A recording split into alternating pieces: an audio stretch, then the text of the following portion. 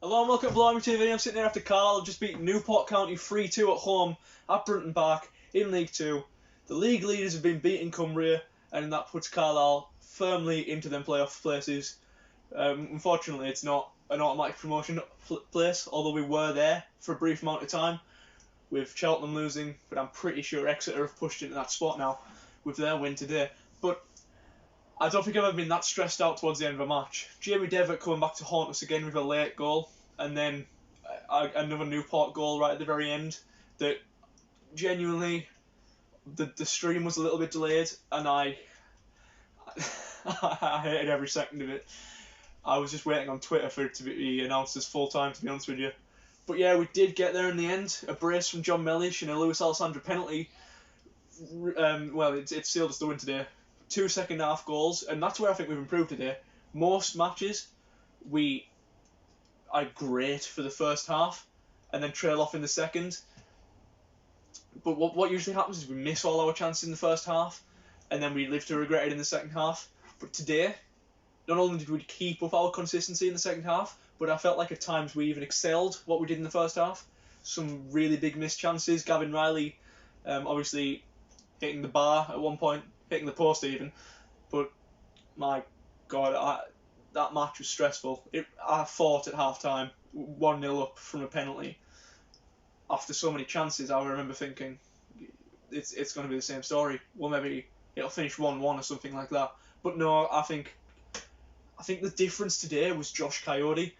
He hasn't had a very good few games, but now today, I'm glad that Chris Beach has kept his determination with Josh Coyote and keeping him on the pitch, because he was great today, really. It was his assist for the last goal with John Mellish, and it was a good finish from him. John Mellish with 2 top bin finishes, and I think that should firmly put him in place for the Ballon d'Or. Right, maybe not, but I'm pretty sure he's moving up the chart in goal scoring in the league, which is very impressive for somebody we bought as a backup central defender, with him coming a long way and being converted to midfield and just banging in goals.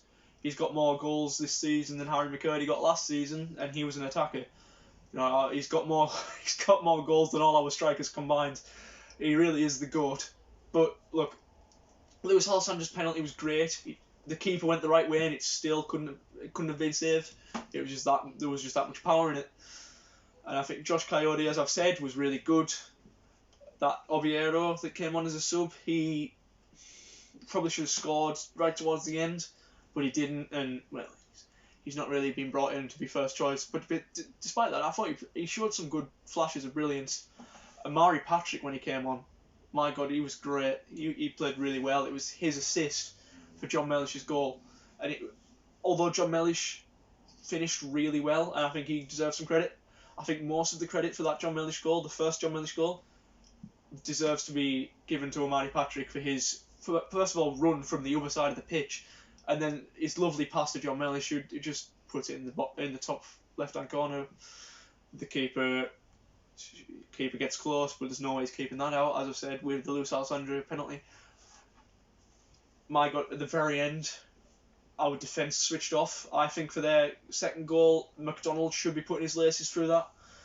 The Jamie Devitt goal, but Rod McDonald, I think, had a solid game. Aaron Hayden was his usual best. Nick Anderton showed some great flashes of brilliance. George Tanner probably didn't play as well as he did in the last win, but he still had a really good game. Callum Guy, I remember thinking at one point with one of his interceptions, that's why he's there. That's why he's top of the league standings for interceptions. But look, I think Gimme Toure is going to have a really hard time getting his place back in the squad when he comes back, with Amari Patrick coming back to full fitness, and him just putting on a really good display today. It was great. Gavin Riley had a good game. So did Joe Riley. Both the Rileys, I remember them linking up at one point. And I remember hearing one of the commentators say Riley to Riley, and I thought they both played really well today. John Mellish obviously being his world-class standard. But look, it was really good today.